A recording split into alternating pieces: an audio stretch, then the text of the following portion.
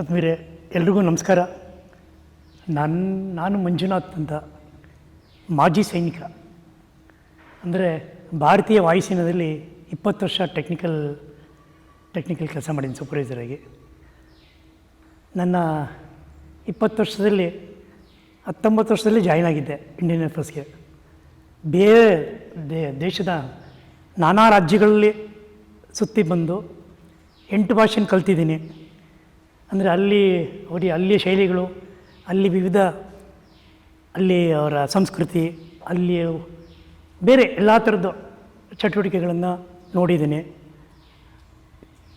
ತದನಂತರ ನನ್ನ 16ನೇ ವರ್ಷದಲ್ಲಿ ಕಾರ್ಗಿಲ್ ವಾರ್ ಡಿಕ್ಲೇರ್ ಆಯಿತು.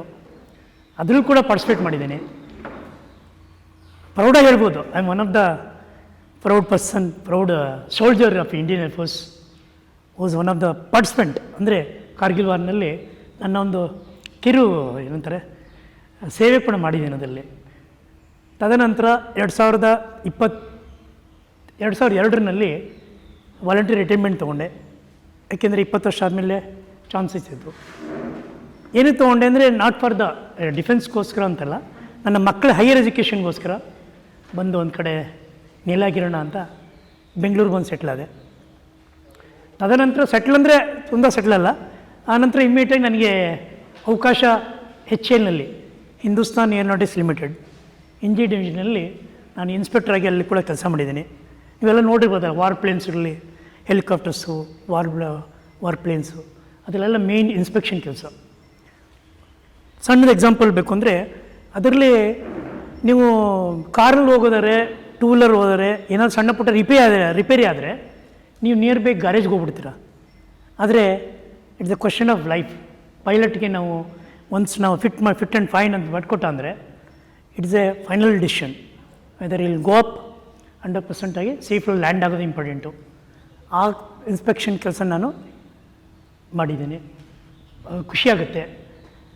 ಆಮೇಲೆ ಅದಾದ ನಂತರ ಇವಾಗ ಅಲ್ಲಿ ಕೂಡ 20 ವರ್ಷ ಕೆಲಸ ಮಾಡಿ ನನ್ನ 60 ವರ್ಷ ಗೌರ್ಮೆಂಟ್ ರಿಟೈರ್ಮೆಂಟ್ ಆದಮೇಲೆ taken a chance of teaching the people for the learning. ಇದೇನಂತಾರೆ, ಯೋಗ ಮತ್ತು ಪ್ರಾಣಾಯಾಮ, ಹೆಲ್ತ್ ಕಾನ್ಸೆಪ್ಟ್ ಬಗ್ಗೆ ಪ್ರತಿಯೊಬ್ಬರಿಗೂ ಮಾಹಿತಿ ಕೊಡ್ತೀನಿ, ಡೈರೆಕ್ಟ್ಲಿ ಆರ್ ಇಂಡೈರೆಕ್ಟ್ಲಿ.